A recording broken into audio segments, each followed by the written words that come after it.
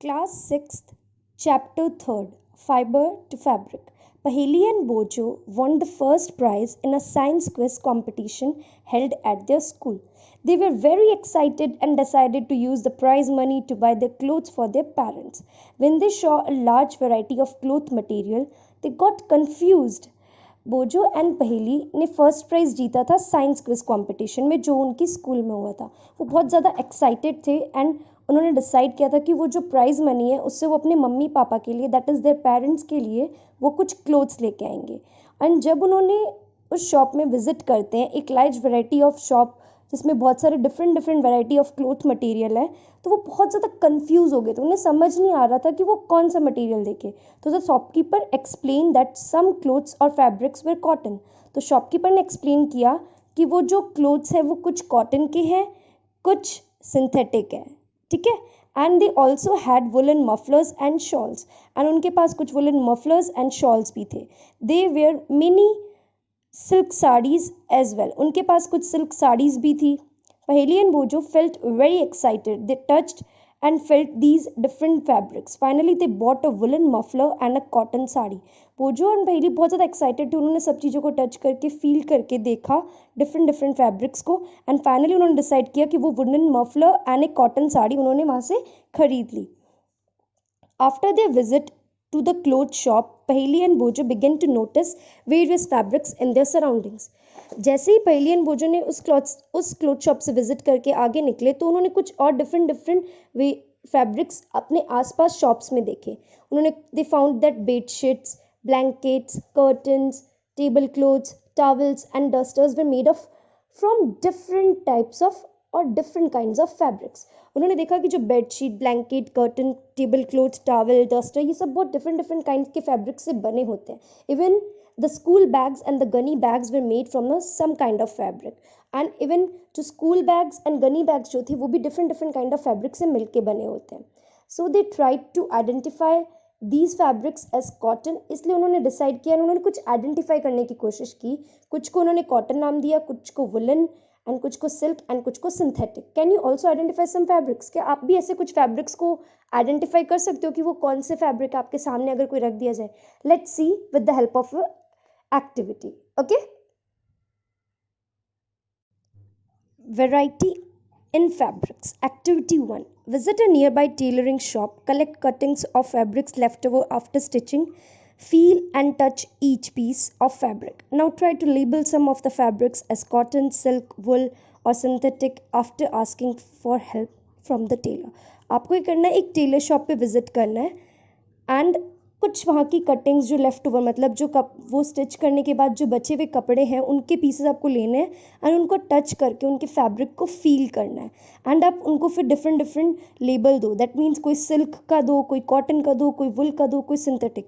आपको इतना नॉलेज नहीं होगा तो आप क्या करो, उस टेलर की मदद ले लो, ठीक है। Do you wonder what these different fabrics are made of? क्या आप सोचते हो कि ये सब जो डिफरेंट फैब्रिक्स है वो किसके बने हुए होते हैं? When you look at any fabric, जब आप किसी भी फैब्रिक को देखते हो तो आपको कैसा लगता है कि वो किस टाइप का फैब्रिक होगा, किससे बना होगा? It seems a continuous piece. आपको तो सिर्फ एक पीस की तरह लग रहा है कि this is a piece of cotton cloth और a piece of silk cloth. अगर आप उसको क्लोजली देखोगे, then now look at it closely, what do you notice? अगर आप उसको क्लोजली ऑब्जर्व करते हो देन यू विल सी कि वो किस टाइप का फैब्रिक है। जो आप डायग्राम में देख रहे हो that is the enlarge view of a piece of fabric. तो वो कुछ आपको चेक्स फॉर्म के अंदर या फिर कुछ धागे एंड रेशो की फॉर्म में आपको जो मिलेगा, that one is the enlarge view of a piece of a fabric. Okay, next हम लोग चलते हैं हमारी एक्टिविटी 2 पे। Select a piece of cotton fabric you labelled in activity 1। आप एक पीस ऑफ कॉटन फैब्रिक को सेलेक्ट करो एंड उसको लेबल करो activity 1। Now try to find a loose thread और yarn at once of the edges and pull it out. अब आप क्या करो, उनका एक थ्रेड जो है, एक लूज सा थ्रेड आप निकालने की कोशिश करो। अगर वो निकल जाता है दैट मीन्स कि जो उनके एजेस से अगर वो निकल जाता है दैट मीन्स कि वो क्या हो गया, उसका पर्टिकुलर yarn हो गया। Okay, if no loose yarns are visible, you can gently pull one out with a pin or a needle. अगर आपका कोई भी लूज सा यार्न आपको नहीं देखने को मिलता है देन आप क्या कर सकते हो, जेंटली उसको पुल कर सकते हो किसी की निडल की मदद से या फिर किसी पिन की मदद से। We find that a fabric is made up of yarns arrange together. तो इससे हम क्या फाइंड करते हैं कि जो फैब्रिक है, कॉटन का हो चाहे सिल्क का हो, वो क्या होता है, धागों से मिल के, थ्रेड से मिल के उनको अरेंज करके एक साथ में, then that particular fabric is being made. So what are these yarns made up of? तो ये yarns किससे बनते हैं, ये क्वेश्चन अराइज होता है। So next we will take the activity 3। Take out a yarn from a piece of cotton fabric. आपको क्या करना है, कॉटन फैब्रिक से एक yarn निकालना है, मतलब एक धागा निकालना है। Place this piece of yarn on the table. इसको क्या करो, एक टेबल के ऊपर रख दो। Now press one end of the yarn with your thumb, scratch the other end with the yarn along its length with your nails as shown in figure 3.4. Do you find that at this end the yarn splits up into thin threads, thin strands? Okay, so when you observe that, जैसे आपने क्या किया कि एक piece of yarn लिया, जैसे आप diagram में देख पा रहे हो, आपको क्या करना है, उसको लेके उसको स्ट्रेच करना है, स्क्रैच करना है, लंबा खींचना है, ठीक है, उसकी लेंथ के अकॉर्डिंगली। तो आप जब उसको खींचने की कोशिश कर रहे हो, देन यू विल ऑब्जर्व कि उनकी जो यार्न है, जो धागा है, वो क्या हो रहा है, थिन स्ट्रैंड्स में डिफ्रेंशिएट होने लग गया, मतलब अलग अलग होने लग गया। So you might have observe something similar when you try to thread a needle. ऐसा ही सेम आपको जब आप नीडल के अंदर धागा डालते हो, देन आपको वैसा फील होता है कि आप पतला सा धागा आपने क्या किया, उस पतले से होल जो नीडल के हैं उसके अंदर आपने इंसर्ट किया है। So many a time the end of the thread is separated into a few thin strands. जैसे जैसे आप देखते हो कि जो थ्रेड है वो क्या होता है, वो छोटे छोटे थिन स्ट्रैंड्स के फॉर्म में सेपरेटेड रहे। So this makes it difficult to pass the thread to the eye of a needle. इसीलिए क्या होता है कि आपको जब भी नीडल के अंदर, आप उसकी आई के अंदर, दैट इज उस पर्टिकुलर जो हमारा एरिया जहाँ से आपको थ्रेड इंसर्ट करनी है, सो वहाँ से क्या होता है, आप इजीली नहीं डाल सकते ऐसे ही, आपको एकदम फोकस होकर डालना पड़ता है।